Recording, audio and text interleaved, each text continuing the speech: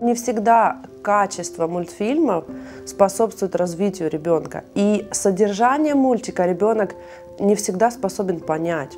Как зачастую происходит? Родители заняты, ребенка усаживают за мультик, и он целый день смотрит все то, что ему предлагается. Все больше показывается в мультфильмах сцен с жестокостью. Все больше и больше появляется бесполых героев. Поведение мужское, женское спутано. Жестокое обращение с животными, с пожилыми, например, героями, всякие разные насмешки. А дети, особенно дошкольники, они учатся ролевым моделированием. То есть они видят, как ведут себя взрослые, и подражают. Когда ребенок смотрит мультик, он точно так же начинает подражать вот этим героям. А если у ребенка есть какие-то особенности психики, когда он очень сильно подражает, то может вжиться в роль героя и разговаривать, как он, например, просить такую же одежду. Я сталкивалась с такими случаями у клиентов, когда ребенок, посмотрев мультфильм, мальчик, он хотел быть той девочкой из мультфильма, просил купить ему платье, одевал на голову платок, представлял, что это волосы.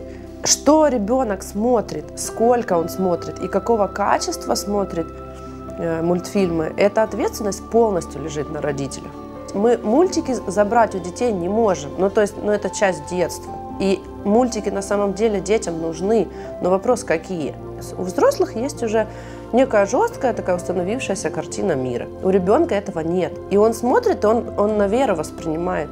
Он увидел, допустим, ну погоди, как там волк курит, но у него картинка сложилась, что это нормально. Я вот тоже так буду делать. Или, допустим, Простоквашино. Я сама обожаю этот мультик, но он для взрослого восприятия. А посмотрит ребенок, мальчику надоело жить с родителями или не разрешили завести кота, он собирается и едет на электричке в деревню. Но ребенок просто может это повторить. Мультфильм «Маша и медведь». Маша – это образ ребенка, да? Медведь – это образ родителя. Что в этом мультфильме видит ребенок? То, что родитель, он позволяет все, ребенок над ним как хочет издевается, остается при этом безнаказанным и все в порядке. Эту модель поведения дети впитывают просто мгновенно. То есть родителям стоит очень четко контролировать, что смотрит ребенок. В идеале вообще посмотреть мультфильм вместе с ним, что-то объяснить, что-то дополнить. Вот помочь ребенку разобраться.